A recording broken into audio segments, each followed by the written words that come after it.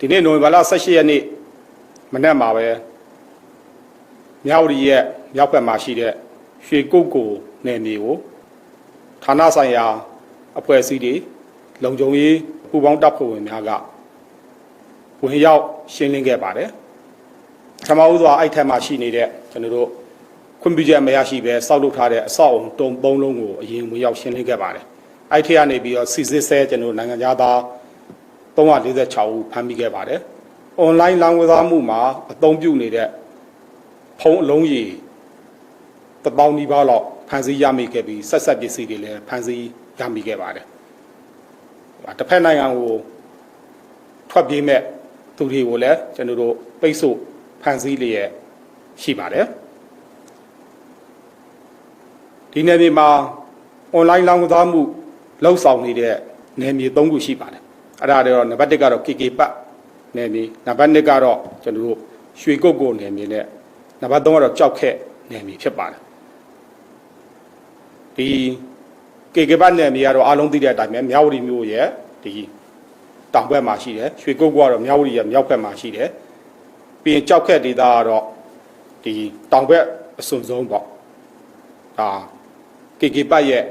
တောင်ဘက်မှာရှိတဲ့နယ်မြေတွေဖြစ်ပါတယ်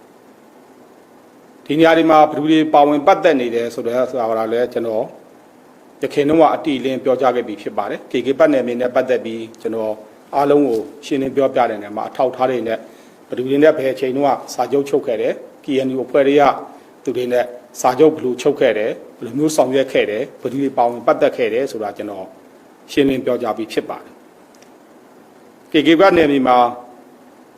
အဓိကတော့မူလက်ဤအလင်းကုမ္ပဏီTrans-Asia International Holding Group Thailand ကုမ္ပဏီတွေပါဝင်ပတ်သက်တာဖြစ်ပါတယ်ရွှေကုတ်ကုန်းနေများကတော့မြန်မာရာထိုင်း Holding Company Limited ပါဝင်ပတ်သက်တာဖြစ်ပါတယ်ကြောက်ခက်နေမြန်မာတော့ကြောက်ခက် Garden Resort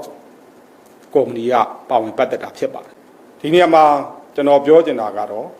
ဒီ online လိမ်လည်မှု online လောင်းကစားမှုဆိုတာဒီကျွန်တော်မြန်မာတနိုင်ငံတည်းကိုပဲဒုက္ခပေးနေမှာမဟုတ်ပါဘူး